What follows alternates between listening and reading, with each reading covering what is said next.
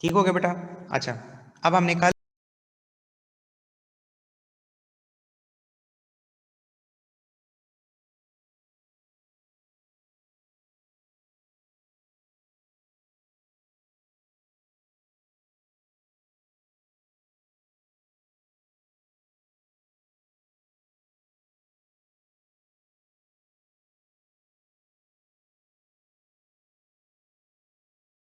बहरहाल क्लास खत्म वही मेरी चल रही थी, उसके खत्म होने का हम लोग वेट।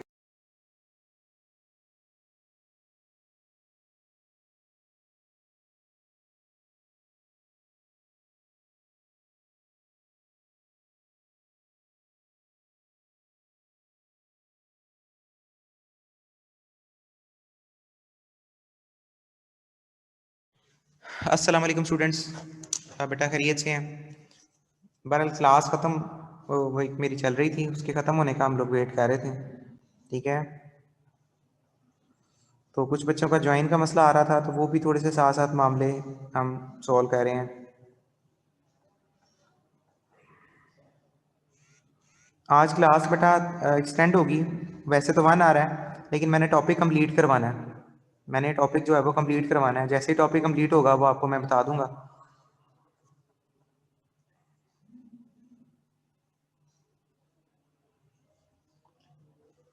ठीक हो गया बेटा। अच्छा, अब हमने कल जो रिवाइज किया था, क्योंकि आज हमारा बहुत इंपॉर्टेंट टॉपिक है, उसके बारे में हम लोगों ने आज जो है वो डिस्कशन करनी है। ठीक है, तो पहले नंबर पे तो ये देख लें कि रेवेन्यू कितने किस्म का हम लोगों ने पढ़ा था। 3 किस्म का रेवेन्यू हम लोगों ने देखा था। एक होता है टोटल रेवेन्यू, एक एवरेज रेवेन्यू और एक मार्जिनल रेवेन्यू, क्योंकि इसी की बेस पर आज हमने डिस्कशन करनी है। फिर हमने ये कहा था कि जो रेवेन्यू होता है ये 2 किस्म का होता है, एक परफेक्ट कंपटीशन मार्केट में और एक इम्परफेक्ट कंपटीशन मार्केट में। ठीक है, तो अब इसमें परफेक्ट मार्केट में ए आर और एम आर, और इम्परफेक्ट मार्केट में ए आर और एम आर।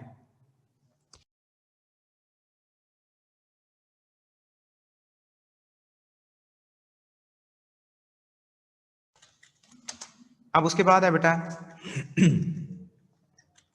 प्रोडक्शन और कॉस्ट का इनवर्स रिलेशन बता दें। बेटा इसका इनवर्स रिलेशन अलग अलग सवालों से बताया जा सकता है, एक सवाल में नहीं बताया जा सकता। कि लॉज ऑफ रिटर्न आते हैं, लॉज ऑफ कॉस्ट आते हैं, तो ये अलग अलग आ सकता है, अदरवाइज हम नहीं बता सकते। खैर आगे चलते हैं। इसमें हम लोगों ने आज जो बात करनी है वो हम पढ़ने क्या लगे, बेसिकली हम लोग करने लगे हैं इसी की बेस पर परफेक्ट कंपटीशन। इस अटेम्प्ट के लिए ये बहुत इंपॉर्टेंट है। इस अटेम्प्ट के लिए ये बहुत इंपॉर्टेंट है। ठीक है, अब सबसे पहले नंबर पे तो आपने ये देखना है कि इसकी डेफिनेशन क्या है। फीचर्स, बेसिकली फीचर कह दें, डेफिनेशन कह दें, बात एक ही है। बाई की जगह नीचे करके ना ट्यूटर लिख दें। स्टूडेंट्स नीचे एंटर, यहाँ पे ट्यूटर लिख के आगे नाम लिख दें, बाय भी काट दें। अब ये फीचर में पहला फीचर उसका क्या है, large number of buyer and seller. पहले नंबर पे उसने कहा है यहाँ पर बेचने वाले भी बेशुमार होंगे, यहाँ पर खरीदने वाले भी बेशुमार होंगे। ठीक हो गया। अच्छा, उसके बाद आ जाते हैं होमोजीनियस प्रोडक्ट। होमोजीनियस प्रोडक्ट क्या होती है? इसका मतलब होता है सेम प्रोडक्ट्स, एक जैसी चीजें। अब प्रैक्टिकल एक जैसी चीजें कहाँ पर आपको मिलती हैं? अगर आप गोल्ड मार्केट की बात करते हैं, अगर हम लोग गोल्ड मार्केट के वाले से बात करें, तो गोल्ड मार्केट में क्या होता है? गोल्ड मार्केट में क्या होता है? अटेम्प्ट अटेम्प्ट गोल्ड मार्केट में क्या होगा? गोल्ड मार्केट में एक जैसा 21 कैरेट का गोल्ड है, तो सारी मार्केट में 21 कैरेट का गोल्ड ही रहेगा। तो इसलिए कहते हैं होमोजीनियस प्रोडक्ट। इसमें शर्त ये होती है कि चीजें एक जैसी होंगी। इसमें शर्त ये है कि चीजें एक जैसी होंगी। ठीक है, उसके बाद है फोर्थ नंबर पर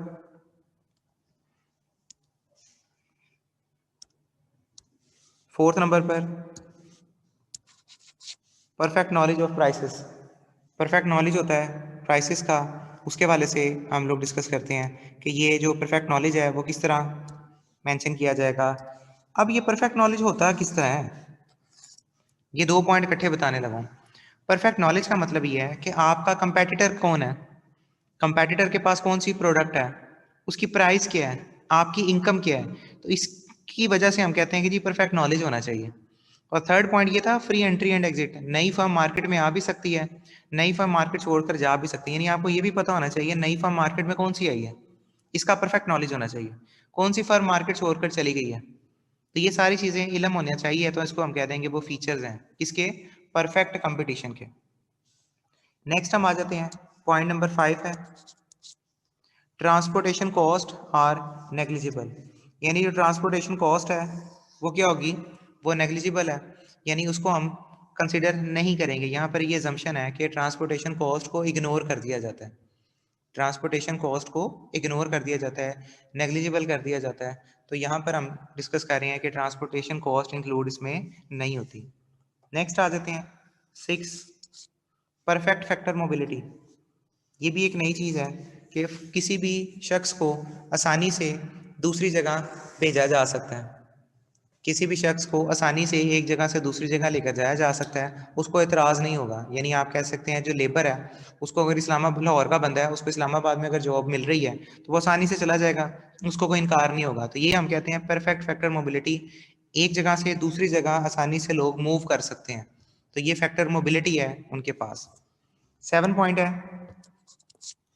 firms are price taker, firm जो है वो प्राइस टेकर है। अगर फर्म्स आपस में जो प्राइस टेकर हैं तो क्या होगा, ये बहुत इंपॉर्टेंट पॉइंट है जो हमने वो डिस्कस किया था।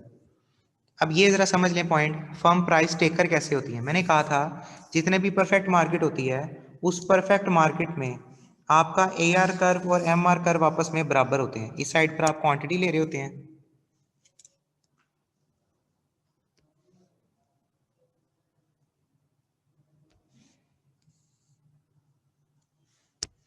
इस साइड पर आप क्वांटिटी ले रहे होते हैं, इस साइड पर रेवेन्यू कौन से आते हैं, जितने भी आपके एवरेज रेवेन्यू थे और आपका मार्जिनल रेवेन्यू था, और एक चीज़ का इसमें और इजाफा कर देंगे मार्जिनल कॉस्ट का। बजाय कि हम ऐसे लिखें इतनी सारी चीज़ों को, तो इसके लिए आसानी के तौर पर हम ये लिखते हैं C&R, जितने कॉस्ट कर्व हैं वो सारे आ जाएंगे, जितने रेवेन्यू कर्व हैं वो सारे आ जाएंगे। फिर आप लोगों ने चैप्टर 2 में एक डायग्राम पढ़ी थी क्वांटिटी डिमांड की और प्राइस की। अब ये डायग्राम मैं आपको एक्सप्लेन करने लगा हूँ। ये डिमांड सप्लाई की डायग्राम है, इसमें आप लोगों ने पढ़ा था कि ये सप्लाई कर्व होता है, ठीक है, और ये जो है वो डिमांड कर्व है। तो सप्लाई और डिमांड कर्व ये हम लोगों ने ये S कह दिया, इसको D कर्व कह दिया। अब देखिए ये इक्विलिब्रियम आ रहा है, इक्विलिब्रियम आ रहा है। अब इस इक्विलिब्रियम से हम लोगों ने क्या करना है, हम लोगों ने एक टेंजेंट ड्रॉ करना है।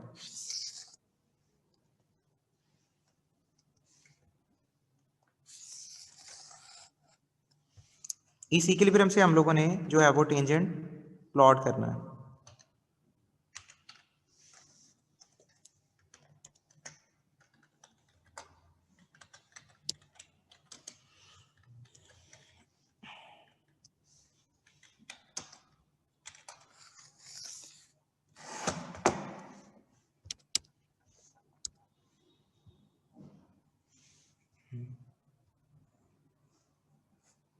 आईडी से 2 लोग आ गए,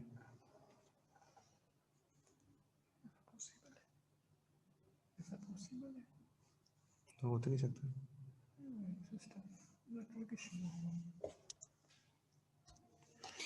अब बेसिकली हम लोगों ने क्या अज्यूम किया था, अगर आपको याद हो तो हम लोगों ने कहा था कि AR और MR आपस में बराबर होते हैं, AR और MR आपस में बराबर होते हैं ना, तो ये कर्व को हम यहाँ से ड्रॉप कर देते हैं, इस कर्व को इतना हम अगर रेस कर दें,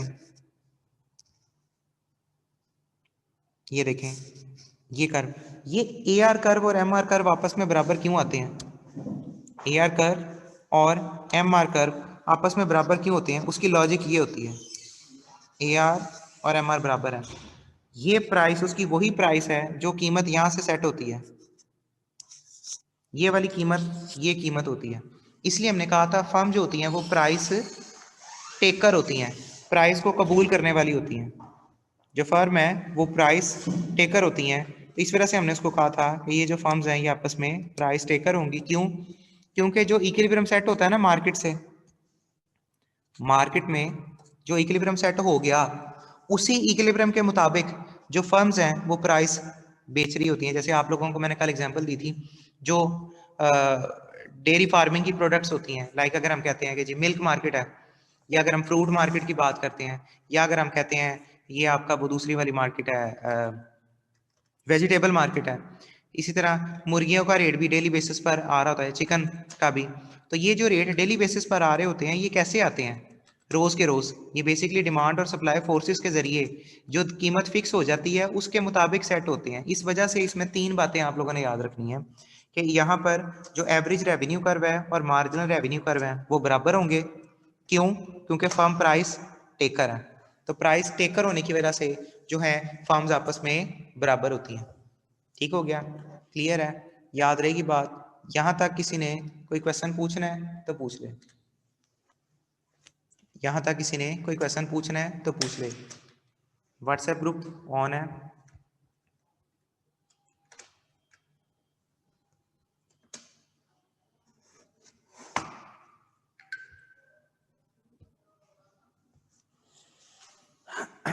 रिपीट कर दें। ओके बेटा, हम लोग पढ़ ही रहे थे कि रेपिटेशन इसमें होती है।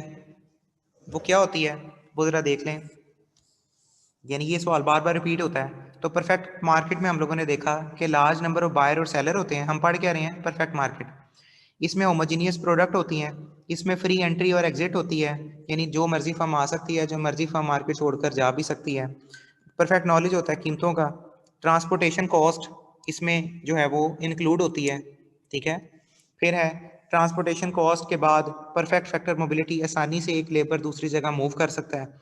और आखिरी पॉइंट को मैंने एक्सप्लेन किया है कि जो फर्म होती हैं वो प्राइस टेकर होती हैं। टेकर का मतलब क्या होता है?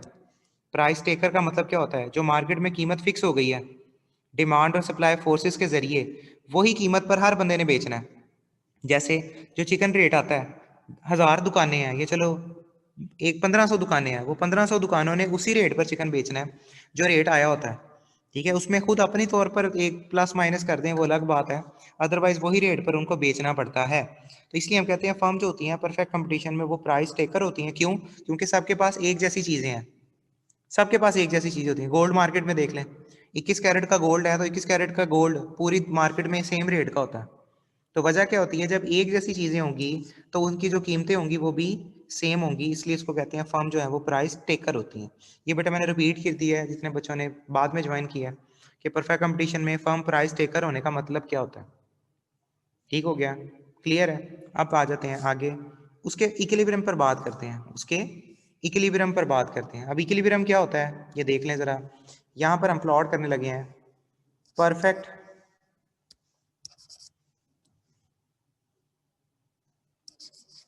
परफेक्ट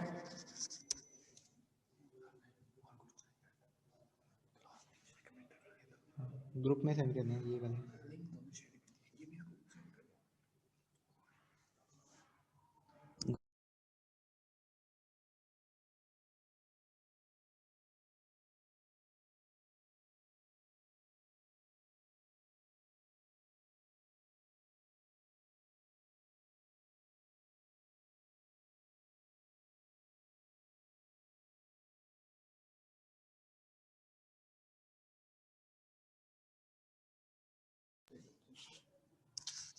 बुढ़ा बुढ़ा परफेक्ट कंपटीशन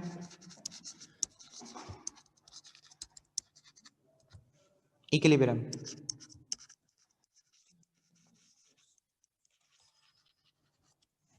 अब ये कितने किस्म का होता है? दो किस्म का होता है। एक होता है शॉर्ट रन और एक होता है लॉन्ग रन। दो चीज़ों को हम डिस्कस करेंगे, बल्कि इसको फिर एक काम करते हैं, सेंटर में फॉल करते हैं।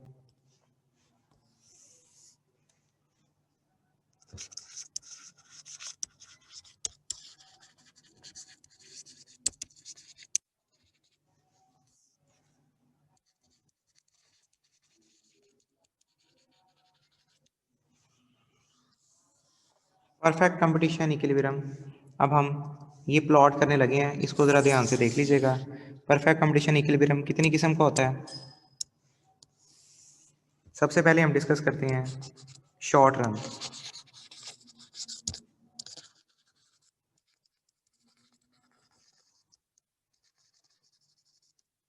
ठीक है?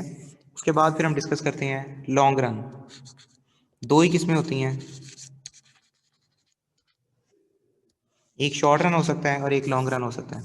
शॉर्ट रन के टोटल कितने केसेस होते हैं? टोटल इसमें 4 केस होते हैं। शॉर्ट रन के टोटल 4 केस होते हैं।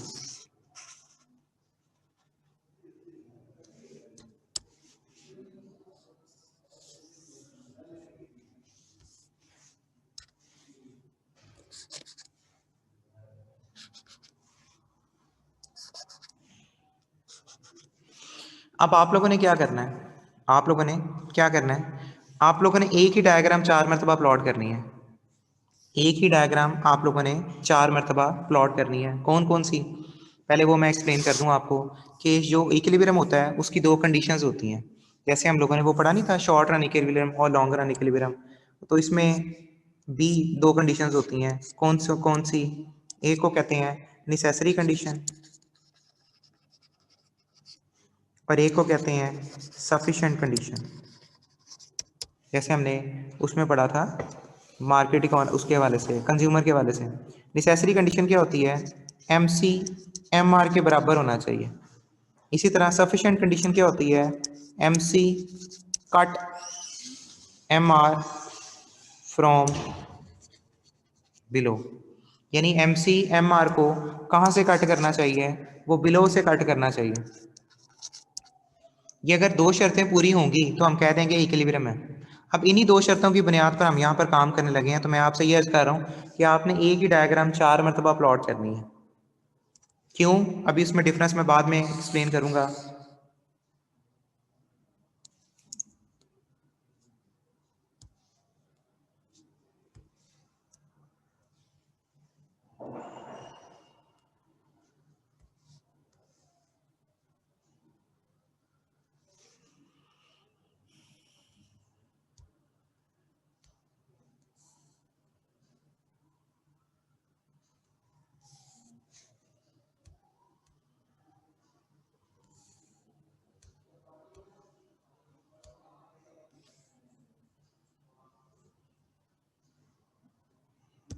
ये बेटा 4 डायग्राम हम लोग प्लॉट करने लगे हैं। एक जैसी क्यों बना रहा हूँ? क्योंकि आपको याद होगा, अगर आपने समझना है कॉन्सेप्ट तो फिर आपको इकट्ठी डायग्राम बनानी पड़ेंगी, जैसे हम लोगों ने इसमें प्लॉट की थी कंज्यूमर वाले में। ठीक है, तो उसी के अकॉर्डिंगली हम इसकी डिस्कस करेंगे। बेटा हम लोगों ने डिस्कस ये किया था। चले मैं आपके आंसर का जवाब करता हूँ। जितने 3 बच्चों ने सवाल पूछा है ना, तीनों का जवाब अभी मैं करता हूँ। 1 मिनट ठहरे। फीचर अलग आएंगे, इक्विलिब्रियम अलग आएगा। अगर इक्विलिब्रियम आया तो ये 4 डायग्राम बननी है। अगर इक्विलिब्रियम आया तो ये 4 डायग्राम बनेंगी। ठीक है, फीचर अलग आएंगे, वो अलग सवाल है। अच्छा, दूसरे बच्चे का सवाल मैं अभी डायग्राम बना के देता हूँ। इन सारों में यहाँ पर क्यू आएगा और इधर सी और आर आएगा। अब बच्चे का सवाल ये है कि सर हम लोग तो एम सी लिखते थे, एम आर लिखते थे, यहाँ पर आपने सी आर क्यों लिख दिया? मैंने इसलिए किया था बेटा कि यहाँ पर जितने भी रेवेन्यू हैं, जितने भी कॉस्टें हैं, वो इकट्ठी हो जाएंगी। यानी यहाँ पर मुझे मेंशन करने की जरूरत नहीं है कि ये एवरेज कॉस्ट होगी, ये वेरिएबल कॉस्ट होगी, ये जो है वो मार्जिनल कॉस्ट होगी। इसलिए मैंने इकट्ठी बना दी है, इकट्ठी मैंने बना दी है। अब जरा देखें इसका इक्विलिब्रियम कहाँ पर होता है। इसका इक्विलिब्रियम कहाँ पर होगा, वो चीज़ आपने ध्यान से देखनी है। इसका इक्विलिब्रियम आपको पता है हमेशा स्ट्रेट लाइन होती है।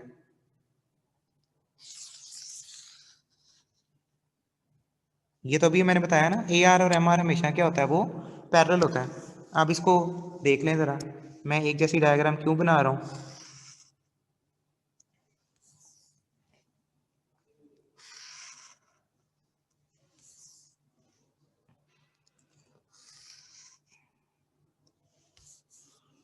ये कौन सी साइड है जिसमें ए आर और एम आर बराबर है? इसमें ए आर और एम आर बराबर है, इसमें ए आर और एम आर बराबर है। और इन सारों में जो ये चीज़ यहाँ पर आती है, ये प्राइस होती है। और ये कौन सी कीमत है जो किससे फिक्स हो गई है? डिमांड और सप्लाई फोर्सेस से फिक्स हो गई है। यहाँ पर भी देखें ये पी है, इसमें रह गया, लिख लेते हैं ए आर बराबर है एम आर के। ठीक हो गया। एवरेज रेवेन्यू, मार्जिनल रेवेन्यू, ये क्या होता है उसके अकॉर्डिंगली हमने डिस्कस किया। अच्छा आगे चलते हैं। खैर नेक्स्ट पॉइंट है हमारा, यहाँ पर हम लोगों ने इक्विलिब्रियम की दो शर्तें पढ़ी हैं। कौन सी? पहली शर्त क्या थी? जहाँ पर एम सी एम आर के बराबर आ जाए। एम आर तो बना लिया, एम सी कहाँ गया? एम सी कहाँ गया? अब एम सी आप लोगों ने प्लॉट करना है, ध्यान से देखें जरा। एम सी ये होगा, ये एम सी है।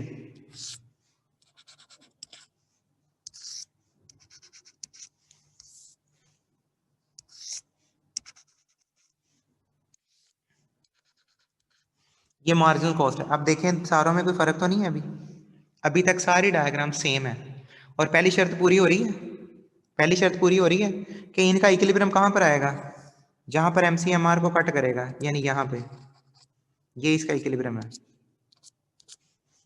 इसको लिख देते हैं ई, ये इसका इक्विलिब्रियम है जहां पर एमसी एम आर को कट कर रहा है। इसको क्यू स्टेरिक कह दें, क्योंकि जो इक्विलिब्रियम होता है ना उसको स्टेरिक कहा जाता है। ठीक है। अच्छा इसको भी लिख देते हैं, ये ई है इक्विलिब्रियम, यहां पर भी ये इक्विलिब्रियम है।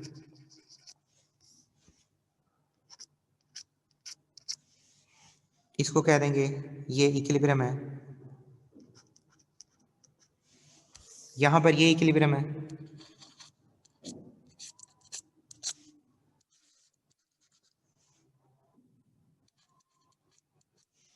ठीक है। अभी तक यहाँ में इसमें चारों डायग्राम में कोई मसला है तो पूछें। ये स्केच देख लें हम कर क्या रहे हैं। बेसिकली हमने परफेक्ट कंपटीशन का इक्विलिब्रियम करना था। इसमें पहली डायग्राम हम लोगों ने बनाई है शॉर्ट रन की। शॉर्ट रन के चार केस होते हैं, शॉर्ट रन के चार केस होते हैं, लेकिन अभी इन केसों में मैंने फर्क नहीं लिखा। अभी इन केसों में फर्क नहीं है। जब फर्क नहीं है, यहां तक डायग्राम प्लॉट करें। यही डायग्राम चार मरतबा ऐसे ही आपने कॉपी पे बनानी है। कॉपी को आप हॉरिजॉन्टल कर लें, जल्दी से बनाएं। फिर आपको मैंने कर्व बनाना है, अगर वो पता चलेगा तो गेम समझ आएगी। पहले ये प्लॉट कर लें, ऐसे ही बनाएं जैसे मैंने बनाई है। हॉरिजॉन्टल कर लें पेज को, और ये साम चार की चार डायग्राम ऐसे ही बना दें। जल्दी हो जाए जरा, फिर मैं स्क्रीनशॉट मंगवाता हूँ आपसे। जल्दी हो जाए, पहले एक प्लॉट करें, क्योंकि वरना आपको कॉस्ट का नहीं पता चलना मैंने अगली कर्व कहाँ पे बना दिया। पहले इतनी डायग्राम कंप्लीट करें।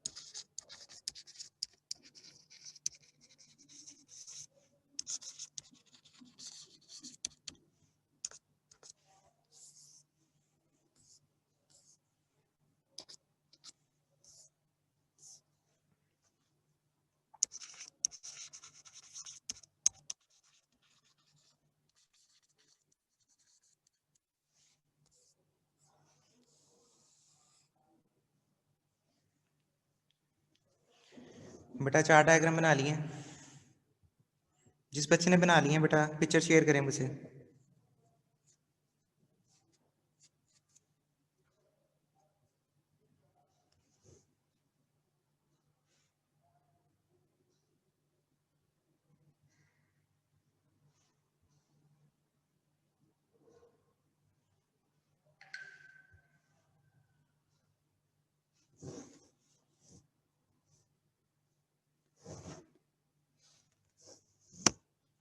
ठीक है शाबाश, बिलाल ने बना लिए हैं।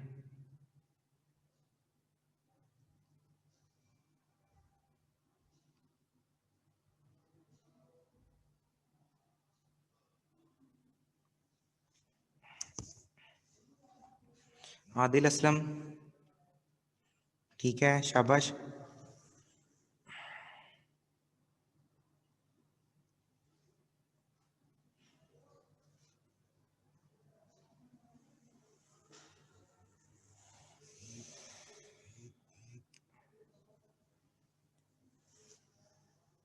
मुशारिब ने भी बना दी हैं, समीर गफूर ने भी डायग्राम बना लिए हैं, ठीक है जी, ठीक है निब्रा बेटा ने भी बना लिए हैं, ठीक है गर्ल्स में भी 2 बच्चों के आगे रिप्लाई।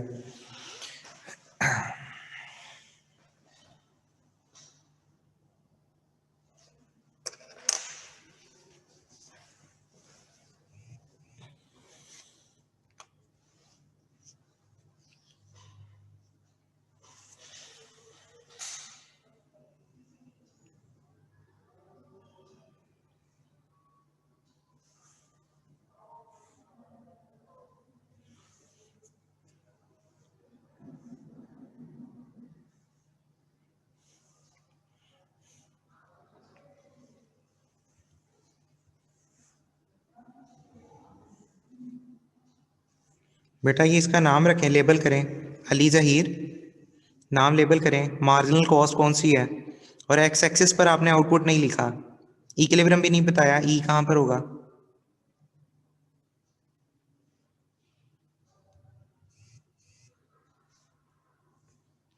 फोर्थ डायग्राम में शट डाउन है, शट डाउन है, सॉरी शट डाउन है, इसको मैं ठीक कर दूं, वो एन नहीं लिखा मैंने, शट डाउन पॉइंट है।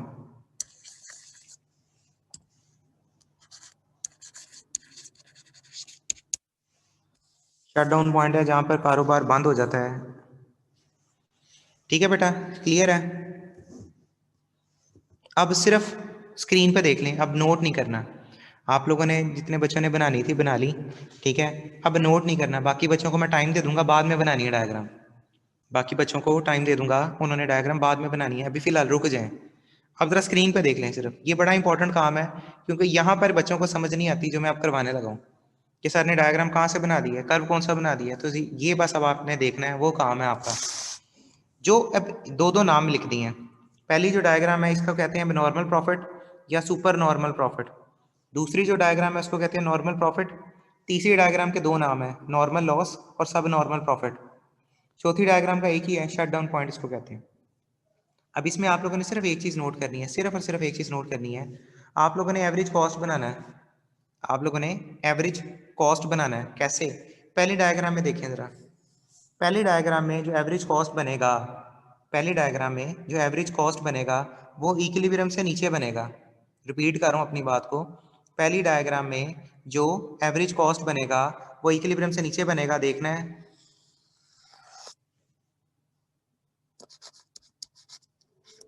सॉरी एवरेज वेरिएबल नहीं, एवरेज कॉस्ट एसी,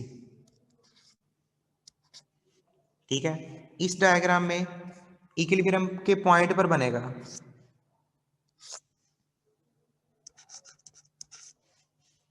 इधर इससे ऊपर बनेगा,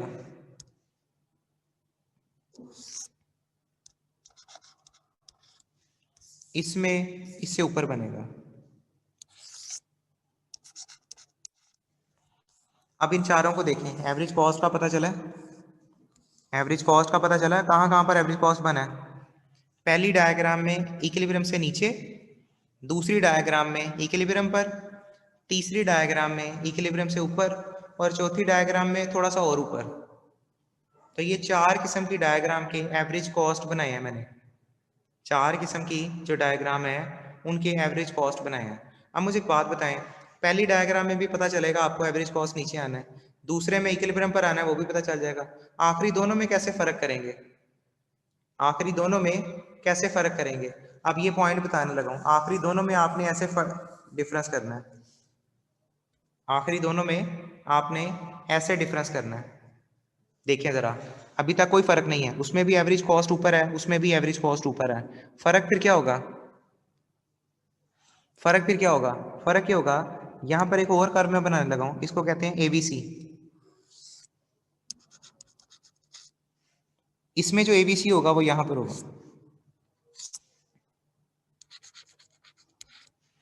तो बेसिकली आखिरी दोनों डायग्राम में एवरेज वेरिएबल कॉस्ट का फर्क होता है, आखिरी दोनों डायग्राम्स में एवरेज वेरिएबल कॉस्ट का फर्क होता है। अब ये डायग्राम आपके सामने है, जिस बच्चे ने बनाई है उसको तो समझ लग गई होगी कि डायग्राम बनी कैसे है, अब आपने ऐसे ही एवरेज कॉस्टें बना लेनी है अपनी कॉपी पे, सेम ऐसे अपनी कॉपी पे एवरेज कॉस्टें बनाए, जल्दी हो जाए। सेम ऐसे ही कन्वर्ट करें।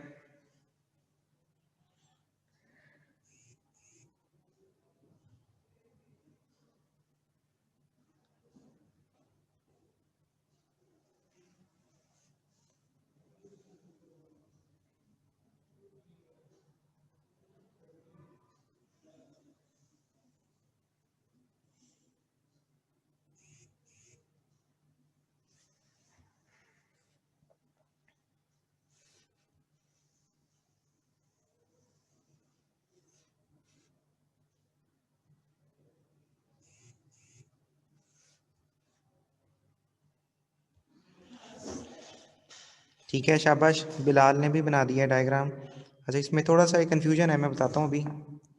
अब ये डायग्राम जितनी थोड़ी सी खुली बनेंगी ना, उतनी ही ज़्यादा इफेक्टिव रहेंगी, क्योंकि अभी आपने शेडेड एरिया बनाना है उसके अंदर से। तो शेडेड एरिया कैसे पता चलेगा, वो मैं बताता हूँ।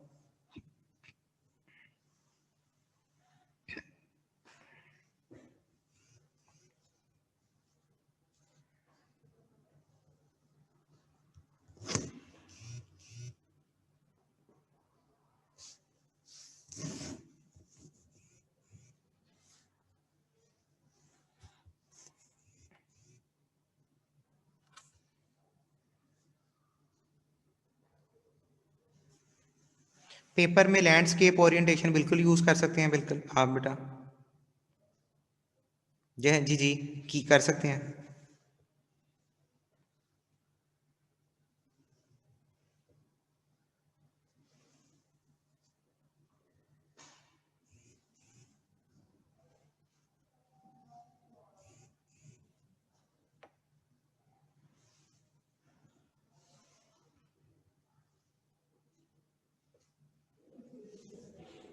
ये बेटा ग्रुप में आपको एक नोटिस आया होगा, वो देख लें कि आपकी जो फिजिकल क्लासेस हैं वो भी चलेंगी। सेम टाइम है 3 to 5। अभी हमने कोई टाइम चेंज नहीं किया, टाइम सेम ही है ना, 3 to 5। तो जाहिर बात है, जो मैं आपको फिजिकल पढ़ा रहा हूँ वही बच्चों को ऑनलाइन भी शो हो रहा होगा, क्योंकि मैंने लैपटॉप पे पढ़ाना है आपको। तो आपके लिए यहाँ पर अवेलेबिलिटी होगी प्रोजेक्टर की, और वो बच्चों को वहाँ पर ऑनलाइन की अवेलेबिलिटी होगी। उसके बाद फिर यहाँ पर आप फिजिकल जब पढ़ेंगे तो जाहिर बात है उसमें टाइम थोड़ा सा बाद में भी होगा, जिसको आप कोई क्वेश्चन कर सकते हैं, कोई चीज़ें डिस्कस कर सकते हैं। तो वो बहरहाल आप आएंगे तो आपको इलम हो जाएगा। तो प्रेफरेबल यही है कि आप फिजिकल पढ़ें। वो सिर्फ एक दो स्टूडेंट्स हैं जो नहीं आ सकते, या कोई मसला है जिसकी वजह से ऑनलाइन कर दी है, अदरवाइज ये सिर्फ फिजिकली करनी थी हम लोगों ने। तो ये फिजिकल क्लासेस हैं आप लोगों की, ठीक है। आपका ग्रुप अलग है, जो फास्ट ट्रैक वाला ग्रुप है उसमें सिर्फ फास्ट ट्रैक के स्टूडेंट्स हैं बस। इसमें और किसी बैच को ऐड नहीं किया, सिर्फ इसमें फास्ट ट्रैक के स्टूडेंट्स होंगे।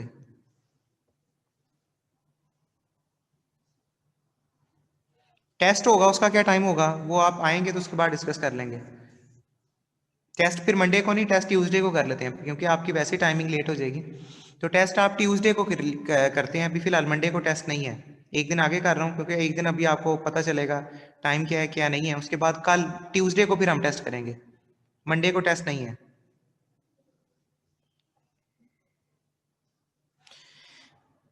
जी बेटा, वापस आते हैं। अब इसमें सिर्फ स्क्रीन पर देख लें, अब सिर्फ आपने स्क्रीन पर देख लें। आप सिर्फ इसमें स्क्रीन पर देख लें। हाँ जी, फिजिकल भी अवेलेबल होंगी आपके पास, रिकॉर्डेड लेक्चर भी अवेलेबल होंगे, दोनों अवेलेबिलिटीज़ हैं आपके पास। जी जी बेटा, बिल्कुल रहेंगे लेक्चर आपके पास।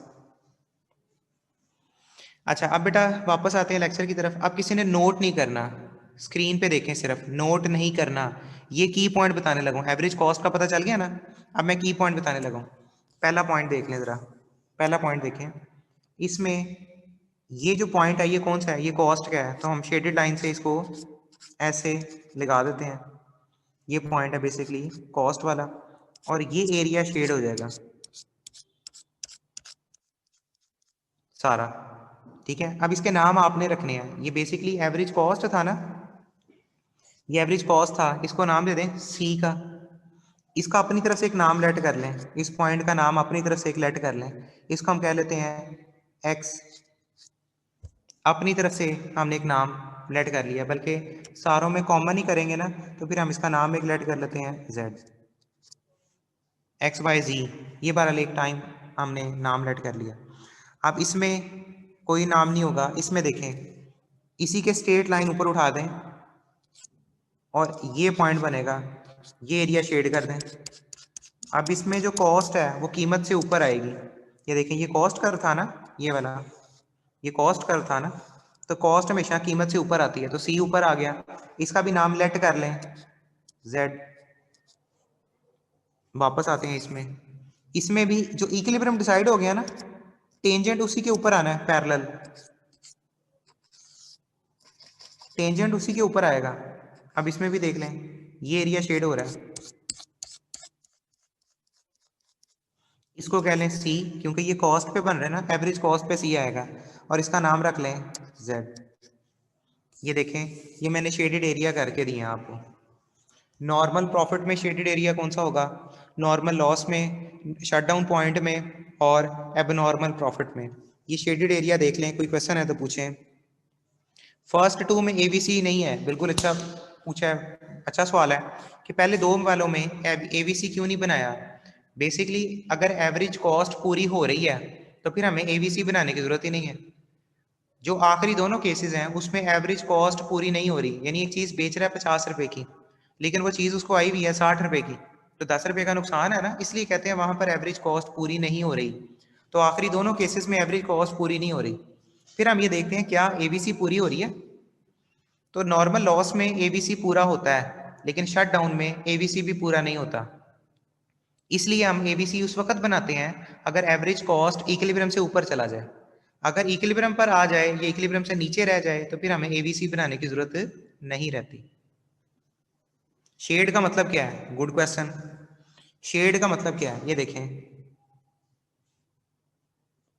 शेड का मतलब क्या है, अब आपने समझनी है बात।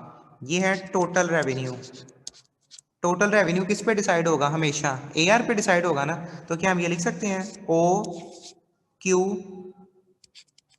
ई पी, ये टोटल रेवेन्यू है। तो सारों में पहले मैं टोटल रेवेन्यू लिख देता हूँ। टोटल रेवेन्यू इसमें भी वही होगा, ओ क्यू ई पी, क्योंकि जहाँ पे प्राइस होती है ना रेवेन्यू हमेशा वहां पर होता है टोटल रेवेन्यू। ओ, ये क्यू स्टैरिक इधर नहीं लिखा, ओ क्यू ई पी, इसमें भी टोटल रेवेन्यू लिखेंगे ओ क्यू ई पी। ठीक हो गया। अच्छा वापस आते हैं, इसमें टोटल कॉस्ट कितनी है, क्योंकि वो रेड कलर से बनी हुई है, मैं रेड कलर से लिख देता हूँ। टोटल कॉस्ट कितनी है? ओ क्यू जेड सी, इसमें टोटल कॉस्ट वही है ऊपर वाली, ओ क्यू ई पी। इसमें total cost O Q Z C, इसमें टोटल कॉस्ट ओ क्यू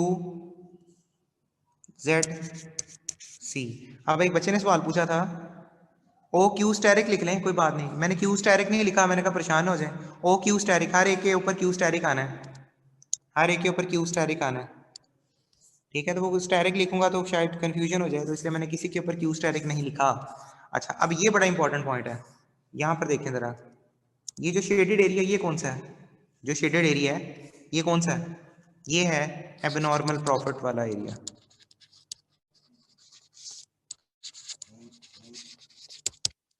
कितना बनेगा? सी जेड ई पी। इसमें प्रॉफिट निकालते नहीं है क्योंकि यहाँ पर टोटल रेवेन्यू टोटल कॉस्ट के बराबर है, जिसको ब्रेक इवन कहते हैं आप लोग। यहाँ पर लॉस किसके बराबर है? नॉर्मल लॉस किसके बराबर है? P E Z C. इधर एबनॉर्मल लॉस किसके बराबर है?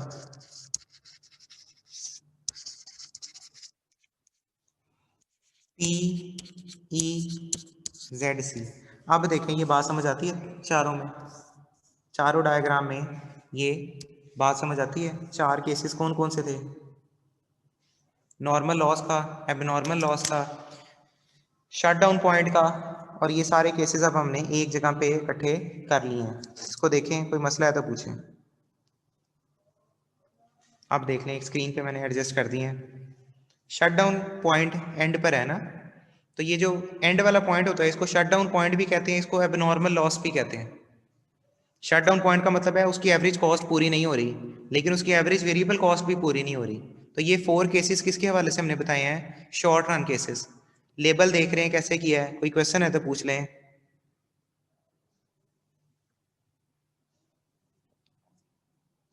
शेडेड एरिया, बेटा शेडेड एरिया मैंने ग्रीन कलर से यही तो लिखा है, शेडेड एरिया का मैंने ग्रीन कलर से यही तो लिखा है कि शेडेड एरिया कौन सा हिस्सा है। आप एक चीज बेच रहे हैं, पहले में समझें जरा, पहले में समझें। एक चीज आप बेच रहे हैं 1000 की, वो चीज की कॉस्ट आपको आई हुई है 700 की। देखें सी नीचे है ना प्राइस से, वो चीज 700 की आई है, 1000 की आप बेच रहे हैं, तो डिफरेंस कितना आ गया? प्रॉफिट। तो प्रॉफिट कितना आ गया? 300। तो उस 300 को, यही तो मैंने शेडेड एरिया करके लिखा है कि ये शेडेड एरिया 300 है एबनॉर्मल प्रॉफिट वाला। ठीक है, तो प्राइस ज्यादा होने का मतलब है आपको मुनाफा हो रहा है, प्राइस कम होने का मतलब है आपको नुकसान हो रहा है। ठीक है मुजम्मिल।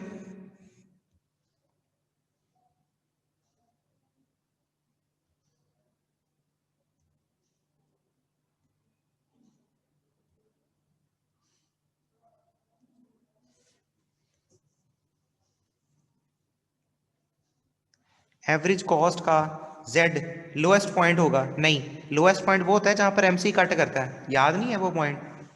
लोएस्ट पॉइंट ये था जहां पर mc कट कर रहा है, तो खैर वो यहां पर डिस्कस करने की जरूरत नहीं है, इसलिए वो z लोएस्ट नहीं है, बल्कि वो लोएस्ट होता है जहां पर उसको c कट कर रहा होता है, mc को ac कट कर रहा होता है। एबनॉर्मल प्रॉफिट को एक्सप्लेन कर दें। ये बेटा मैंने बताया कि जितनी आपकी कॉस्ट है, फॉर एग्जांपल एक चीज़ आपको 700 रुपये की मिल रही है और आप बेच रहे हैं 1000, कीमत ऊपर है ना, प्राइस ज़्यादा है, कॉस्ट कम है, तो इसका मतलब है आपका मुनाफा है ना। ये मुनाफा ज़्यादा होगा तो हम इसको कह देंगे ये एबनॉर्मल प्रॉफिट है। ये जो शेडेड एरिया को हमने एक्सप्लेन किया। एबनॉर्मल लॉस को रिपीट कर देते हैं। एबनॉर्मल लॉस क्या होता है? देखें, एक चीज़ उसने खरीदी है 700 रुपये की, ये चलें एक चीज़ वो बेच रहा है 1000 रुपये की, लेकिन उसने कोविड में वो चीज़ खरीदी हुई थी 1500 रुपये की, तो 500 का नुकसान हो रहा है ना। एक वक्त किसी हद तक वो नुकसान बर्दाश्त कर लेगा, लेकिन यही नुकसान अगर वो लंबे अरसे तक चला गया, ज़्यादा चला गया, तो इसको हम कह देंगे वो शट डाउन पॉइंट है। अब उसका कारोबार करना मुनासिब नहीं है, उसको कारोबार बंद कर देना चाहिए, क्योंकि उसको बहुत ज़्यादा नुकसान हो रहा है या उसको डबल नुकसान हो रहा है, यूँ आप एज्यूम कर लें।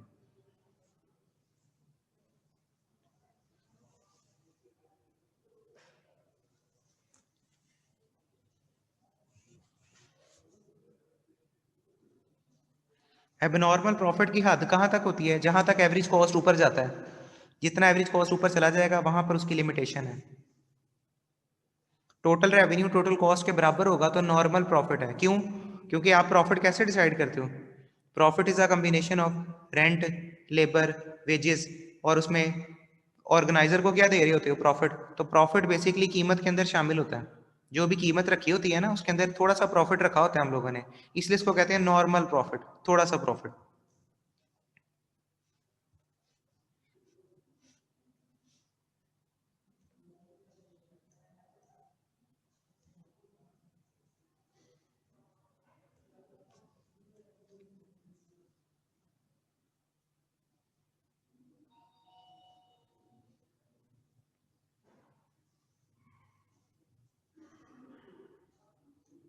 हाँ जी ठीक है, ठीक है। एमसी और एसी का रिलेशन बस ये ध्यान से देखना है कि जहां पर एमसी एसी को कट करे वो मिनिमम होना चाहिए, जेड आगे पीछे हो जाए कोई फर्क नहीं पड़ता।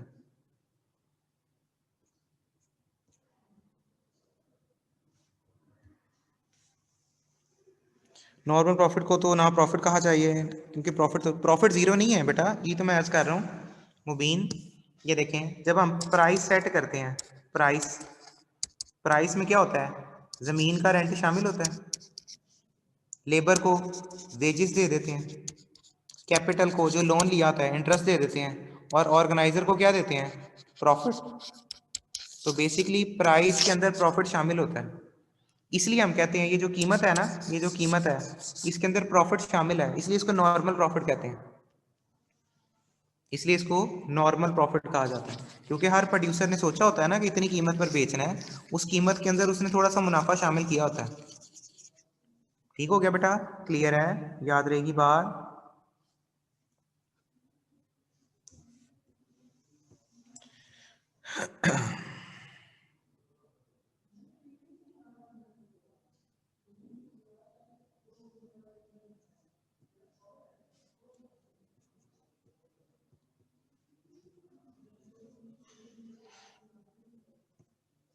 चलें, अब ये डायग्राम थोड़ी सी मुश्किल है, इसलिए इसको इतना फोकस किया। तो आप देख लें पूरे लेक्चर में सिर्फ मैंने डायग्राम करवाई है। उसकी वजह क्या है? उसकी वजह क्या है? उसकी वजह ये पेपर पॉइंट ऑफ व्यू से बहुत इंपॉर्टेंट है और इस अटेम्प्ट में ये सवाल आना है पेपर में। और ये डायग्राम पेपर उसमें बुक में भी ठीक नहीं बनी हुई, ये डायग्राम बुक में भी ठीक नहीं बनी हुई, इसलिए आप लोगों ने ये खुद बनानी है। ठीक हो गया, बस एक चीज रह गया, बस एक चीज रह गई है, बस वो देख लीजिएगा।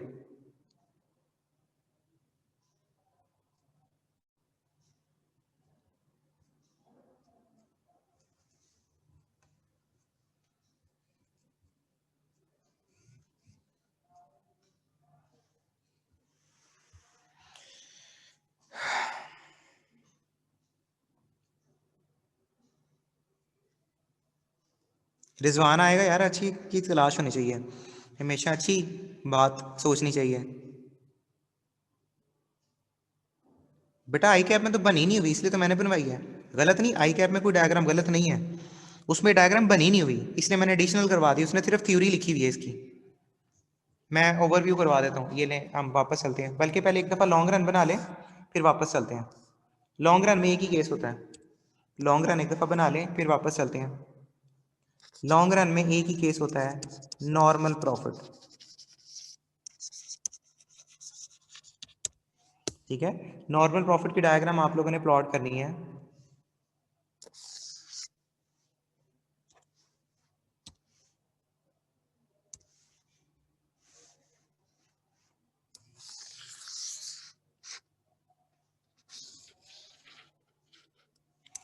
नॉर्मल प्रॉफिट की डायग्राम प्लॉट करनी है आप लोगों ने।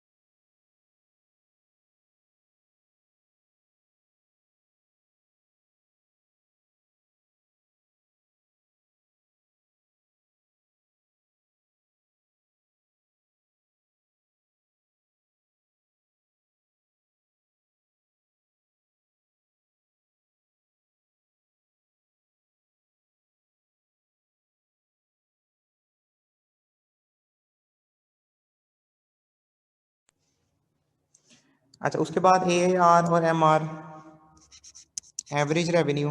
हाँ, एक बात यहाँ पे क्लियर कर दूं मैं, एवरेज रेवेन्यू और मार्जिनल रेवेन्यू तो सेम ही रहेंगे, प्राइस भी इधर सेम ही रहेगी, लेकिन जब आप एमसी कर्व बनाओगे ना तो इधर आपने लिखना है लॉन्ग रन मार्जिनल कॉस्ट। याद है, रेवेन्यू शॉर्ट रन और लॉन्ग रन नहीं होता, लेकिन कॉस्टें जितनी भी होती हैं, जो कॉस्ट होती हैं, तो फिर क्या होगा, कॉस्ट है तो फिर क्या होगा, यहां पर आप बनाएंगे इक्विलिब्रियम। ठीक है,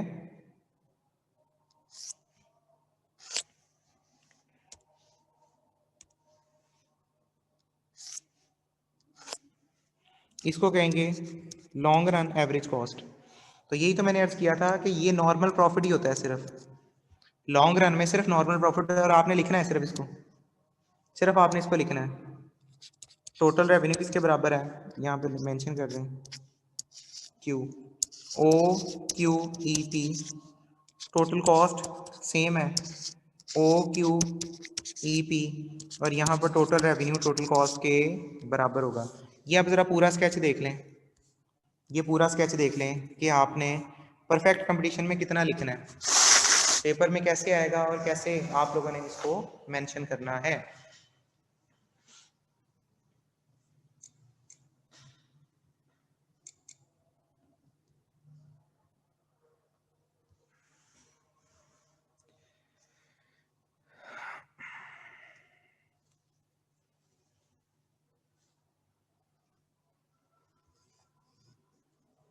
जी जी बेटा, सिर्फ डायग्राम इसकी बनानी है, और नीचे ये लिखना होता है टोटल रेवेन्यू टोटल कॉस्ट किस किस के बराबर है, टोटल रेवेन्यू और टोटल कॉस्ट किसके बराबर है। बस ये दो चीज़ें आप लोगों ने मेंशन करनी होती हैं।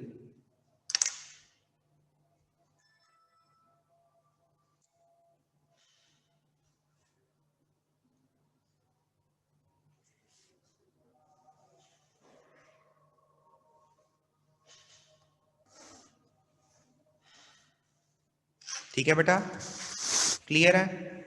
अच्छा, अब अगला टॉपिक अभी हम दोबारा बुक से करेंगे, दोबारा भी हम बुक से करते हैं। आप लोगों ने ब्रेक अभी देख लेते हैं, क्योंकि मैंने क्लास का भी देखना है कि क्लास इसको कहाँ तक लेकर जानी है। तो अभी आप एक काम कर लें, नमाज का ब्रेक अभी कर लेते हैं, नमाज का ब्रेक अभी कर लेते हैं हम लोग, ठीक है। 4:15 तक दोबारा डिस्कस करते हैं, 4:15 तक दोबारा डिस्कस करते हैं। तब तक सारे स्टूडेंट्स ये डायग्राम एक दफ़ा खुद बना लें, ठीक है। बल्कि 4:20 तक कर लें ब्रेक, 4:20 तक ब्रेक करते हैं, तब तक ये सारे स्टूडेंट खुद ही बना लें। मैंने फिर ये चेक करनी है बस, उसके बाद फिर इसका छोटा सा एक टॉपिक रह गया, फिर वाइंड अप करते हैं, ठीक है। तो 4:15 तक नमाज की ब्रेक है, उसके बाद 5-7 मिनट में ये डायग्राम कंप्लीट करें। जितने बच्चों की मेरे पास डायग्राम आ गई है ठीक है, जितने बच्चों की नहीं आई मुझे दोबारा सेंड करें, ठीक है। समझे, ये टेस्ट हो रहा है आपका एक किस्म का, ये पेपर में आनी है, बहुत इंपॉर्टेंट है। नमाज पढ़ लें।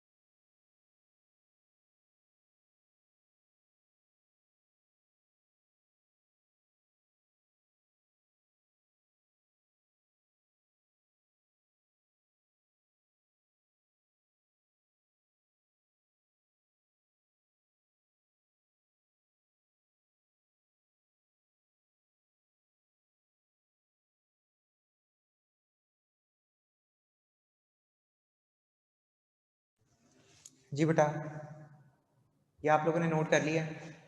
अब उसके बाद आगे चलते हैं हम। नेक्स्ट है जिसमें प्रीवियस जो हम लोगों ने इसमें डिस्कस किया था उसके अकॉर्डिंगली देख लेते हैं। ठीक है, सबसे पहले नंबर पे तो ग्राफ के हवाले से हम लोगों ने डिस्कशन की थी, वो ग्राफ आप लोगों ने देख ली है। अब मैं आने लगा हूँ बुक से। काफ़ी बच्चों ने पूछा था कि सर वो बुक से बता दें, तो बुक के अकॉर्डिंगली देख लेते हैं। बुक में हम लोगों ने कहाँ तक डिस्कस किया था सेक्शन नंबर 30। ये 30 आ गया जी। ये बेटा यहाँ तक हम लोगों ने पढ़ लिया था। उसके आगे आप जरा समझ लें, ये बेसिकली डायग्राम बुक में ठीक नहीं बनी थी, यानी उसने कंपटीशन की डायग्राम बनाई है। आप ये देखें, ये कौन सा है? Super normal profit, super normal profit.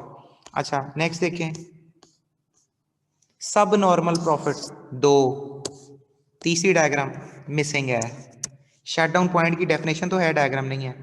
फिर देख लें एबनॉर्मल, जो उसने प्रॉफिट नॉर्मल प्रॉफिट कहा था, नॉर्मल प्रॉफिट की डायग्राम भी बुक में नहीं है। तो 2 डायग्राम बनी हुई है, 2 मिसिंग है, इसलिए मैंने फिर वो चारों बना दिए। ये लॉन्ग रन किया, ये लॉन्ग रन किया। ठीक है, तो बस ये चीजें आप लोगों ने देखनी है कि डायग्राम बनानी कैसे है।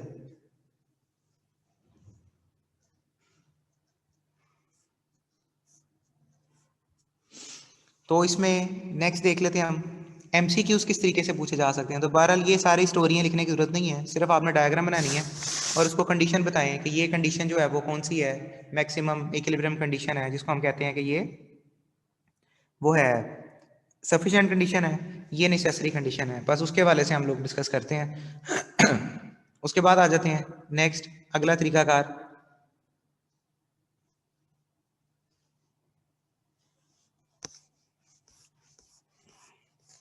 हर एक डायग्राम में मैं ये समझाना चाह रहा हूँ, ये जो कीमत फिक्स हुई थी, प्राइस, ये कहाँ से आई थी? इक्विलिब्रियम से। ये जो प्राइस फिक्स हुई, ये कहाँ से आई? इक्विलिब्रियम से।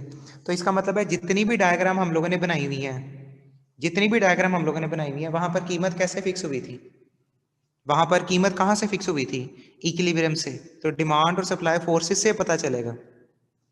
पैराग्राफ में लिखने की जरूरत नहीं है, आप सिर्फ वो बना दीजिएगा कि टी आर ये है, टी सी ये है, तो पैराग्राफ में लिखने की जरूरत नहीं। हाँ, अब पैराग्राफ में आपने क्या देखना है वो जरा देख लें। बेसिकली ना हर डायग्राम में इस तरह के कीवर्ड्स हैं, मैं यहाँ पे हाईलाइट करता हूँ। हर ये price is less then AC, यहाँ पर भी कहीं ना कहीं होगा। ये एवरेज रेवेन्यू एवीसी के बराबर है, शट डाउन पॉइंट की बात करें, प्राइस इज एसी। अब मैं इसी पॉइंट को शेयर करने लगा हूँ आपसे, इसी पॉइंट को मैं आपसे शेयर करने लगा हूँ। जरा वापस आते हैं उसी जो कर्व पे जो हम लोगों ने प्लॉट किया था। ये देखें।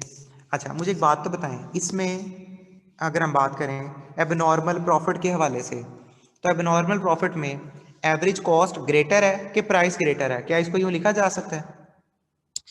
Price is greater then average cost लिखा जा सकता है। इसमें प्राइस एवरेज कॉस्ट के बराबर है, इसमें प्राइस लेस है एवरेज कॉस्ट से। तो इसका मतलब है ये चीज़ें एमसीक्यूज में पूछी जा सकती हैं। In case of abnormal profit average cost is less than price, ये average cost is greater than price, तो कौन सा केस होगा? ये एमसीक्यूज बन सकता है। एक और बात करते हैं, एक और बात हम डिस्कस करते हैं, एम आर। ठीक है, ये चलें एम आर को नहीं करते, हम पहले बात करते हैं ए आर, एवरेज रेवेन्यू। इसमें एवरेज रेवेन्यू का और एवरेज कॉस्ट का कंपैरिजन किया जाए तो कौन सी चीज़ ग्रेटर है? एवरेज रेवेन्यू ग्रेटर होगा कि एवरेज कॉस्ट ग्रेटर होगी? तो बेसिकली एवरेज कॉस्ट कम है, एवरेज रेवेन्यू बड़ा है।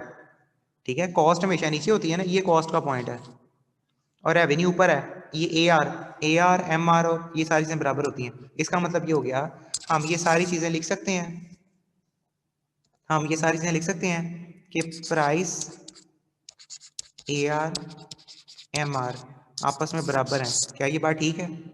और इन सारों से जो एवरेज कॉस्ट है लोएस्ट है। अब वो कंपैरिजन दे दे एम आर और एसी का, वो comparison they they A R और एमसी एसी का, वो कंपैरिजन दे दे पी और एसी का। तो ये चीज़ें आप लोगों ने देखनी है कि यहाँ पर एवरेज कॉस्ट ग्रेटर है, लेस है, क्या है। तो ये चीज़ें एमसीक्यूज में पूछी जा सकती हैं। Abnormal loss, okay, abnormal loss में देख लें, ये तो मैंने अभी कहा है कि ये चीज़ें आपस में बराबर हैं, पी ए आर और एम आर आपस में बराबर होते हैं, ठीक है। अच्छा, अब इसमें देखें ए सी क्या होता है, एवरेज कॉस्ट ऊपर होता है, सबसे ऊपर होता है ना, तो इसका मतलब है हम इसको यूँ लिखेंगे। अब वो कंपैरिजन इसका भी कर सकता है, इसका भी कर सकता है, इन दोनों का भी कर सकता है। तो एमसीक्यूज में कोई सी दो बातें उसने पूछी हो सकती हैं जो कि पेपर में आपने मेंशन करनी है। ठीक हो गया बेटा, क्लियर है, याद रहेगी बात। यहाँ तक कोई क्वेश्चन है तो पूछ लें, यहाँ तक कोई क्वेश्चन है तो पूछ लें।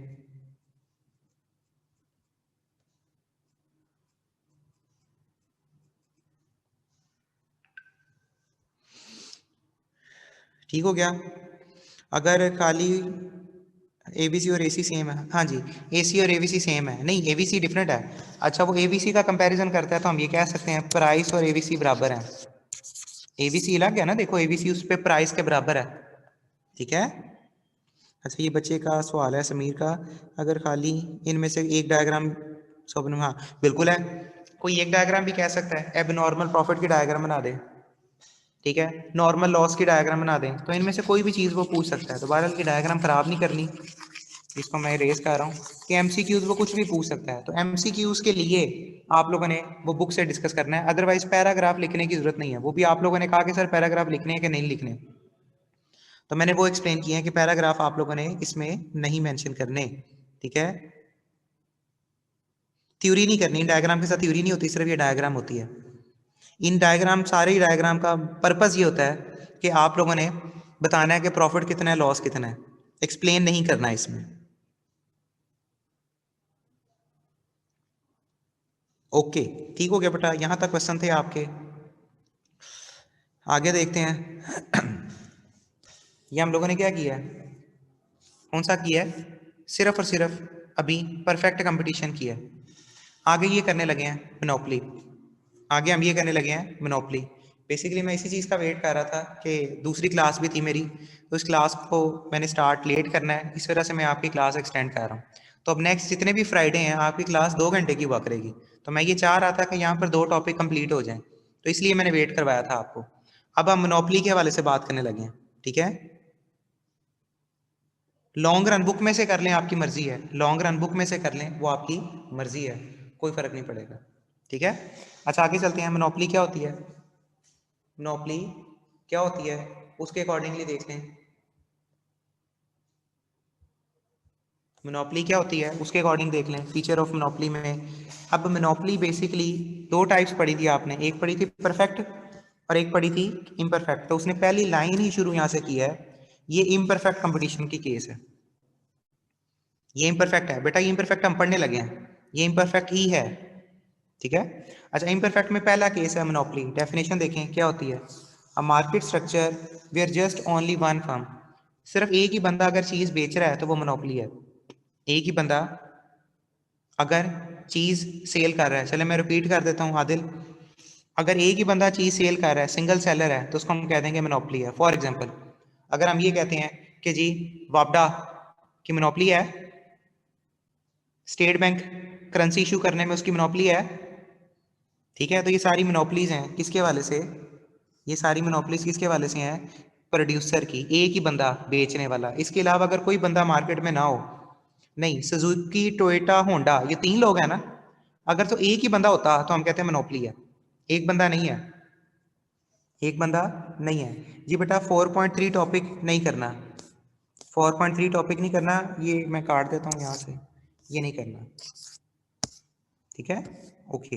अच्छा, उसके बाद आ जाते हैं फीचर्स, जैसे हमने परफेक्ट के फीचर पढ़े थे वैसे इसके भी फीचर हैं, कौन कौन से, पहले नंबर पे sole supplier, profit maximisation firm, price maker, super normal profit, very high barriers. तो ये 5 चीज़ें हैं जिसके अकॉर्डिंगली हम डिस्कस कर सकते हैं, ठीक है। आई कैप की भी मोनोपोली है, यानी सीए की डिग्री आई कैप के अलावा और कोई दे ही नहीं सकता।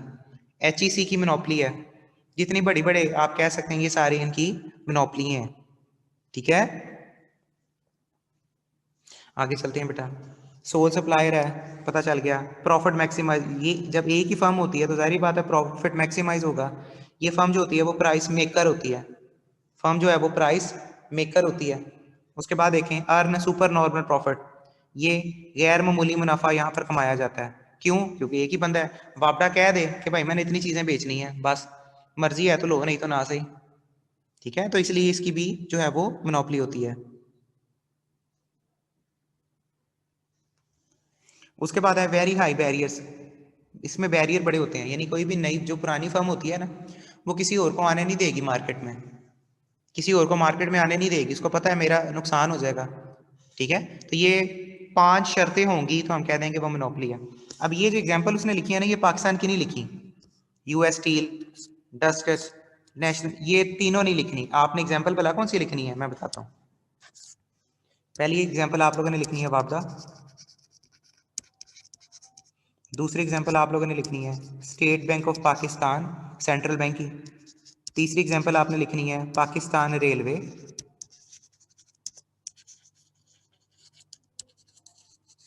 ये 3 एग्जांपल आप लोगों ने लिखनी है।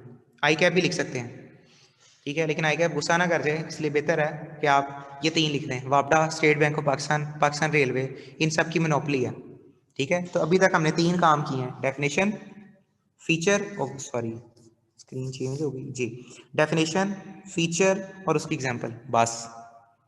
ठीक है, अब इसका भी इक्विलिब्रियम आएगा, जाहिर बात है इसका भी इक्विलिब्रियम आएगा। इसका इक्विलिब्रियम जरा समझ लें।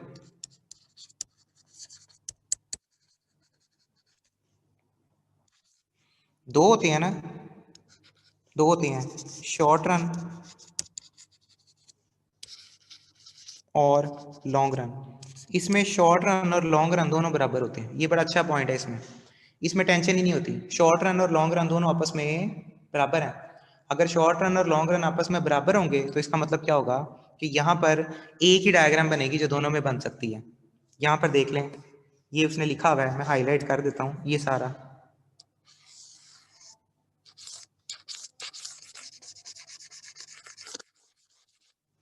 ये हेडिंग को मैं ग्रीन कलर से लिख दूं, लॉन्ग रन इक्विलिब्रियम, वो कहता है शॉर्ट रन और लॉन्ग रन एक ही केस होता है। ठीक है, और ये भी एक उसकी हेडिंग बन सकती है, the monopolist can not simultaneously set price and quantity. कीमत यहाँ पर बेसिकली होता बोला कि आप लोगों ने शायद एक डायग्राम पढ़ी थी, अभी आपको याद हो, जो कल वाले लेक्चर में थी, इसमें याद नहीं है ये क्यों था, इधर कॉस्ट और रेवेन्यू थी, यहाँ पर एवरेज रेवेन्यू और मार्जिनल रेवेन्यू बराबर होती हैं कि डिफरेंट होती हैं? एवरेज रेवेन्यू और मार्जिनल रेवेन्यू बराबर होती हैं कि डिफरेंट होती हैं? इसमें डिफरेंट होती हैं, यही तो बात है। इम्परफेक्ट में ए आर और एम आर डिफरेंट होते हैं। ए आर हमेशा ऊपर होता है, एम आर हमेशा नीचे होता है। ये फर्क है परफेक्ट में और इम्परफेक्ट में। ये मैंने आज इसीलिए लेक्चर के शुरू में बताया था कि ए आर का और एम आर का डिफरेंस होता है। अब जरा देखें, ये मार्जिनल कॉस्ट है, ये मार्जिनल कॉस्ट है। अब ये जो मार्जिनल कॉस्ट है, इसके हवाले से अगर हम देखते हैं तो मार्जिनल कॉस्ट में इक्विलिब्रियम कहाँ पर होगा, वो शर्तें याद है? इक्विलिब्रियम की शर्तें याद है?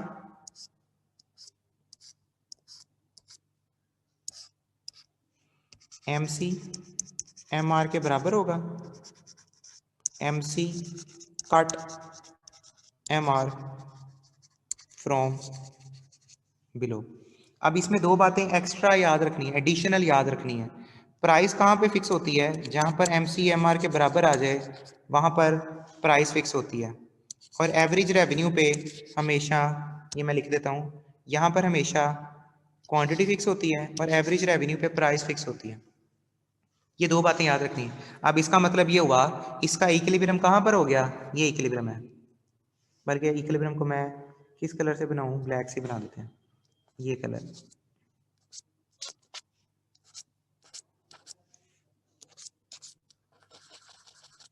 ये देखें, एवरेज रेवेन्यू पे हमेशा प्राइस फिक्स होगी और जहां पर एमसीएमआर को कट करेगा वहां पर क्वांटिटी फिक्स होगी। यही दो बातें मैंने लिखी हैं। एमसीएमआर को कट करेगा तो क्वांटिटी फिक्स होगी और एवरेज रेवेन्यू पे हमेशा प्राइस फिक्स होगी। रिपीट कर दें बेटा, देख लें, रिपीट कर देते हैं। ये देखें, हमने इक्विलिब्रियम पढ़े हैं मोनोपोली का। पहली बात हमने ये पढ़ी है कि इसमें शॉर्ट रन और लॉन्ग रन सेम होते हैं। शॉर्ट रन और लॉन्ग रन इन दोनों में सेम होते हैं, तो एमसी और एमआर पे क्वांटिटी फिक्स होती है और एवरेज रेवेन्यू पे हमेशा प्राइस फिक्स होती है। तो ये एवरेज रेवेन्यू और एमआर इसमें डिफरेंट होते हैं, ये तो आपको पहले ही पता है। यहाँ पर डिफरेंट हो गए, तो एमसी मैंने बनाया, तो एमसी एमआर को कहाँ पे कट कर रहा है, ये देखें इक्विलिब्रियम पर। अब ये इक्विलिब्रियम पॉइंट आ गया। पुराने वाली इक्वेशन में अगर आपको याद हो तो वहां पर ए आर और एम आर सेम होते थे, इसलिए प्राइस का मसला ही नहीं था, प्राइस वहीं पे सेट होती थी जहां पर ए आर और एम आर बराबर होते थे। यहाँ पर मसला है, यहाँ पर प्राइस हमेशा ए आर पे सेट होगी, यहाँ पर प्राइस हमेशा ए आर पे सेट होगी। और मुझे एक बात तो बताएं, डिमांड कर्व कौन सा होता है, कल बताया था मैंने, डिमांड कर्व कौन सा होता है?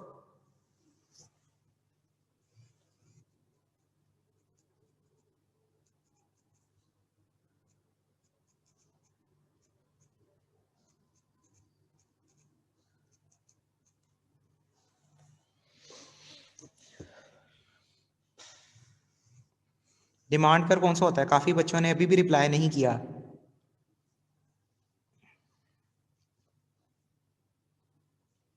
ठीक है, 1 2 3 4 7 बॉयज ने रिप्लाई किया है।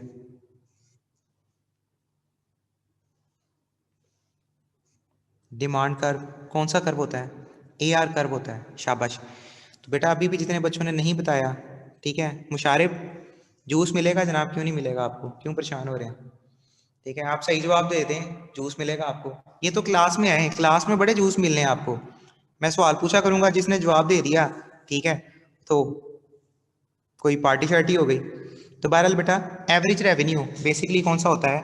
डिमांड कर्व होता है।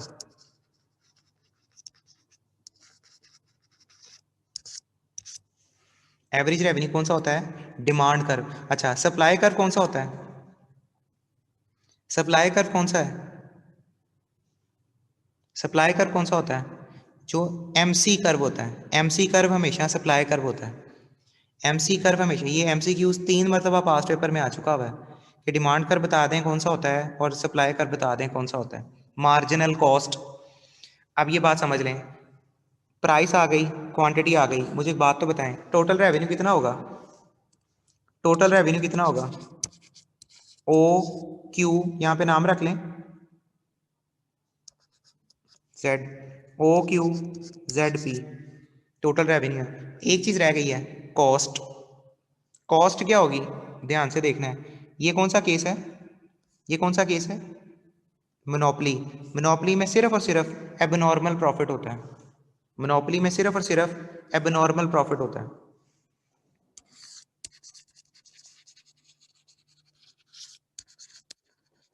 और अगर एबनॉर्मल प्रॉफिट होता है तो कर्व कहाँ पे बनेगा?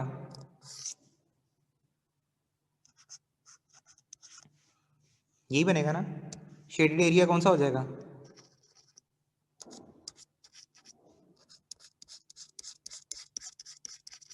इसका नाम लेट कर लें, इसको कह लें एक्स, इसको कह लें वाई। तो टोटल कॉस्ट कितनी बनेगी? O Q X Y. तो प्रॉफिट शेडेड एरिया कौन सा बनेगा? शेडेड एरिया कौन सा बनेगा जिसको हम कह रहे हैं एबनॉर्मल प्रॉफिट? ये बनेगा X Y Z P. Point clear हुआ? ये पूरा स्केच देख लें, मोनोपली में कैसे कैसे चीज़ों को हम लोगों ने टैकल करना है। शॉर्ट रन लॉन्ग रन के बराबर है, इसमें एक ही केस होता है एबनॉर्मल प्रॉफिट का। एवरेज रेवेन्यू पे, एवरेज रेवेन्यू डिमांड को कहते हैं, वहां पे कीमत फिक्स होती है। एमसीएमआर जहां पर होगा वहां पर क्वांटिटी फिक्स हो जाएगी। इक्विलिब्रियम पॉइंट नीचे वाला है, वाई से नीचे है। इक्विलिब्रियम पॉइंट शर्त देख लेना, जहां पर एमसीएमआर कट करे, एमसीएमआर कहां पे कट कर रहा है? ई पर। ई हमेशा इक्विलिब्रियम पॉइंट होता है, ई हमेशा इक्विलिब्रियम पॉइंट होता है। ठीक हो गया बेटा, क्लियर है, याद रहेगी बात? यहाँ तक कोई क्वेश्चन है तो पूछ लें।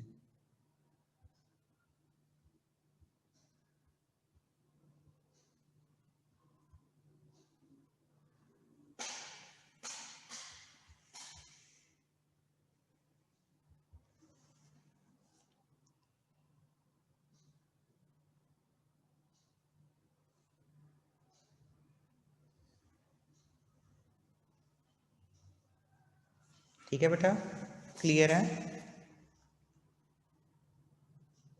कल छुट्टी है नहीं बेटा, कल किस चीज़ की छुट्टी है? कल क्लास है, इंशाल्लाह क्लास पढ़ेंगे।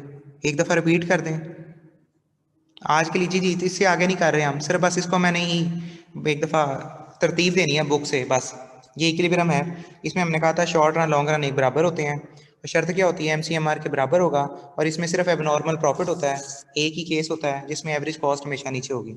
अब मैं ये बताने लगा हूँ बुक में क्या है। बुक में क्या है ये देखें बेटा, बुक से एक ही डायग्राम बनी है, लेकिन मैंने बुक से नहीं करवाया आपको, मैंने खुद डायग्राम बनाई है, आपको पता चले डायग्राम बननी कैसे है। तो ये वही डायग्राम बनी हुई है, सिर्फ मैंने फर्क बुला के उसने इसको जोड़ा नहीं हुआ, बाकी ये वही डायग्राम है जो हमने बनाई है। लेकिन मैं, मेरे लिए बहुत आसान होता अगर मैं आपको कहता यार ये डायग्राम देख लो और खुद ही बना लो, लेकिन नहीं, मैंने खुद बनवाई है कि यार आपको पता चले डायग्राम में कौन कौन सी चीज़ें आप लोगों ने लिखनी है, कौन कौन सी चीज़ें आप लोगों ने ड्रॉ करनी है, एवरेज कॉस्ट क्या होगा, ये सारा वो पॉइंट है बेटा। ठीक है, इसके बाद बाकी चीज़ें इंशाल्लाह कल डिस्कस कर लेंगे हम लोग, बाकी चीज़ें हम कल इंशाल्लाह डिस्कस कर लेंगे। आप लोगों ने सिर्फ एक काम करना है, सिर्फ और सिर्फ एक काम करना है आप लोगों ने, कि इसकी डायग्राम ज़रूर बनानी है, क्योंकि perfect competition paper point of view से बहुत इंपॉर्टेंट है। Perfect competition paper point of view से बहुत इंपॉर्टेंट है। ये चैप्टर ऐसा ही है, चैप्टर 5 जो है ना, उसकी माइक्रो में इतनी ही इंपॉर्टेंस है जितनी आपकी ज़िंदगी में मोबाइल की इंपॉर्टेंस है। सोते वक्त भी मोबाइल को सराहने रख के सोते हो, सुबह उठने साथ ही पहले मोबाइल को देखते हो। तो इसलिए इस चैप्टर की इतनी इंपॉर्टेंस है इकोनॉमिक्स में जितनी आपकी ज़िंदगी में मोबाइल की इंपॉर्टेंस है। तो माइक्रो में ये चैप्टर बहुत इंपॉर्टेंट है, और इसे 20 नंबर का पेपर आता है, यानी 50 में से 20 नंबर का पेपर अगर इसी चैप्टर से आना है तो समझे पेपर पास हो गया। हाँ जी, मैक्रो में जाके आदिल ऐसे चैप्टर होंगे जो एक एक लेक्चर में ख़त्म हो जाएंगे। माइक्रो लेंथी है, मैक्रो छोटी है, उसके चैप्टर बहुत छोटे छोटे हैं।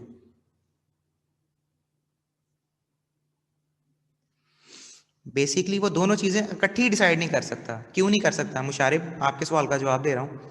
उसकी रीज़न ये है कि जब वो कीमत सेट करेगा उसकी कोशिश क्या होती है? कीमत ज़्यादा हो। अगर कीमत ज़्यादा होगी तो लोग कम खरीदेंगे, इसलिए क्वांटिटी सेट नहीं कर सकता। लेकिन अगर वो ये चाहता है कि जी क्वांटिटी ज़्यादा बेचे तो फिर कीमत कम रखनी पड़ेगी, इसलिए दोनों चीज़ें इकट्ठी सेट नहीं हो सकती। ये वो पॉइंट था कि साइमल्टेनियसली सेट नहीं कर सकता वो। जी जी समीर, इसको रोज़ डायग्राम को प्रैक्टिस करनी पड़ेगी, नहीं तो डायग्राम भूल जाती हैं ये डायग्राम भूल जाती हैं, ये रोज़ आपको इसकी प्रैक्टिस करनी पड़ेगी। ठीक है बेटा, मज़ीद कोई क्वेश्चन है तो पूछ लें। कल ऑनलाइन क्लास होगी इंशाल्लाह, उसके बाद फिर मंडे से आपसे फिज़िकल मुलाकात होगी। तो जो जो क्यूरीज हैं उसमें काम कर लें। आपने अभी तक जितना भी कर लिया, जो क्वेश्चंस हैं, जो मुश्किलात हैं, बिलाल के MCQs रहते हैं मुझे याद है, वो सारे मंडे को जब आप आएंगे ना, एक पेज पे लिख लें कि इस पेज पर ये डायग्राम आपने समझनी है मेरे से, ये सवाल पूछने वाले हैं, तो उसके हिसाब से हम डिस्कस करते जाएंगे।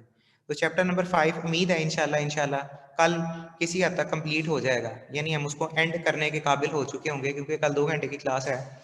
तो कल इंशाल्लाह चैप्टर 5 वाइंड अप हो जाएगा, तो माइक्रो कंप्लीट हो चुकी होगी जब आपकी मेरी मुलाकात होगी फिजिकल। चैप्टर नंबर 6 से हम शुरू करेंगे। ठीक है, तो माइक्रो चैप्टर 5 तक है। यहाँ तक किसी ने मजीद कोई क्वेश्चन पूछना है तो ठीक है, नहीं तो फिर अल्लाह हाफिज।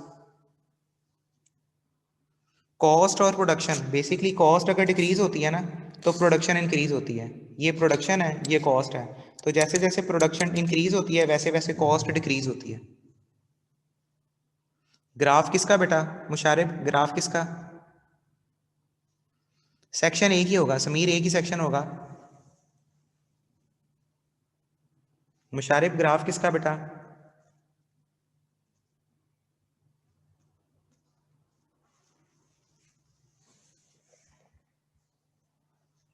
मोनोपली के बेटा, मोनोपली का एक ही ग्राफ है जो आपके सामने स्क्रीन पे शेयर हो रहा है, एक ही ग्राफ है, और जो मैंने बनाया ये भी वही है, एक ही ग्राफ है।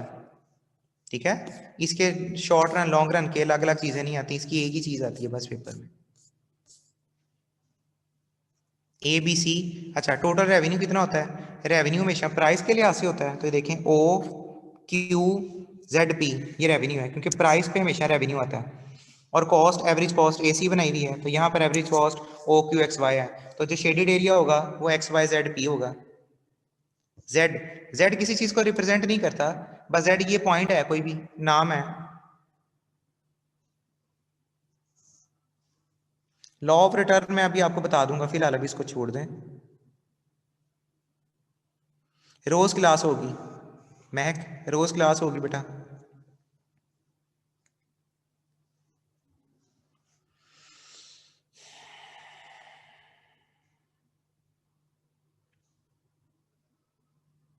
ठीक है बेटा, इंशाल्लाह फिर मंडे को, सॉरी कल आप लोगों से मुलाकात होती है। वो मैसेज पढ़ पढ़ के ना आपके कि कल छुट्टी है, कल छुट्टी है, मेरे माइंड में वही बैठ गया। तो कल इंशाल्लाह मुलाकात होती है आपसे 3 to 5। ठीक है, दुआओं में याद रखिएगा। अल्लाह हाफिज़।